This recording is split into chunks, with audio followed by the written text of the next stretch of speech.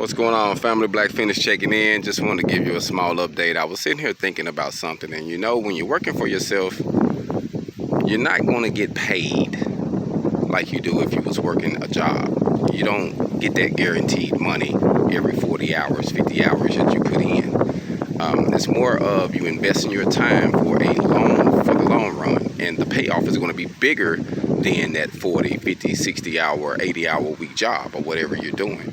So when you're building your independence, you just want to remember it is products over talent.